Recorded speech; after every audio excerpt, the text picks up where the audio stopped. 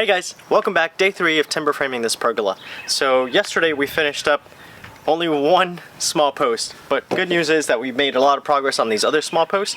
The only thing that we have left is to do this small reduction right here. So I have 3 of those lined up, clamped down, ready to go. And I wanted to address one of the comments that we had yesterday, how I keep these chisels so shiny, polished, and rust-free. And I'll tell you that the secret to that is an angle grinder. Alright guys, so yes, I do take an angle grinder to my chisel, but not using this disc. This is a cutting disc for cutting metal, if you're brave enough, cutting stone. So take the battery so it doesn't turn on me. Always test it. Good. So I'm just going to take this wheel off. And then the secret to it is using this woolen flap disc, a wool flap disc. So all it is little wool pieces in a circle. Lock it down. Good.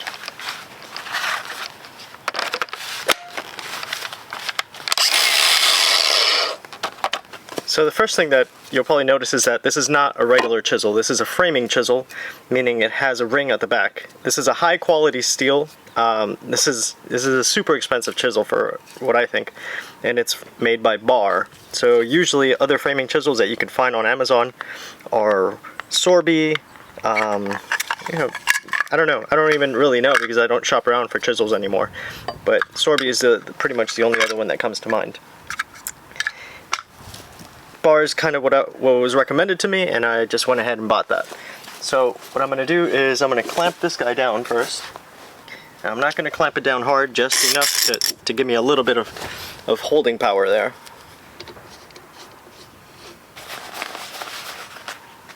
So you can see I have a little bit of rust over here, some discoloring over here. I have a little bit more on this face, so we're going to see if we can polish that up with the angle grinder.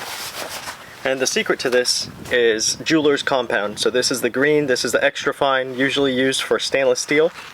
So all I do is take my angle grinder,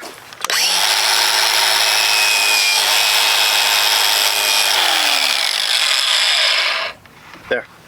Now you can see that the wool pads are loaded with that compound, and I just take it to the steel.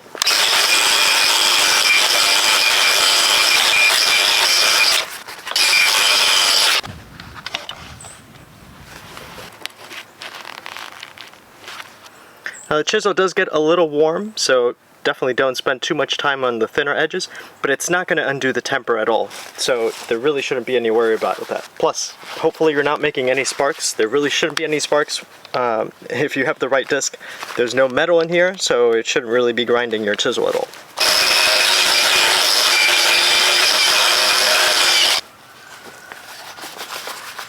So the other thing that I do to keep my chisels polished is I strop them. So instead of taking it to a stone, or rather I don't take it to a stone as regularly as I strop it. So the leather, the smooth leather, does polish the ends of the steel, and it also removes any small imperfections. So this edge right here, you can see some micro abrasions on there that the wool didn't get. As I take it to the leather, with as simple as 10 passes, it gets all that stuff out of there. So the same thing for the back side.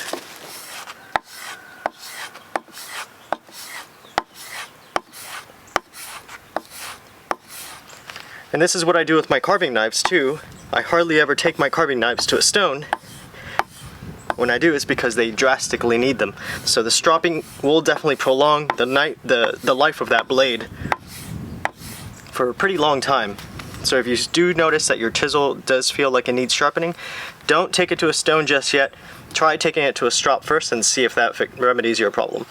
So that's one thing. Now another thing that I'm going to tell you is that you should not be using these leather guards. So this is a leather sheath that I made myself using some cheap Amazon leather.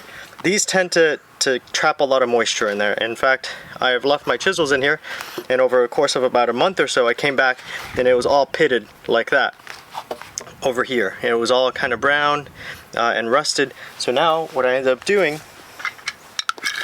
I ended up making my own sheath, which is, yes, plastic, but it does not trap any moisture. and like that, it locks, and now my sheath doesn't come off.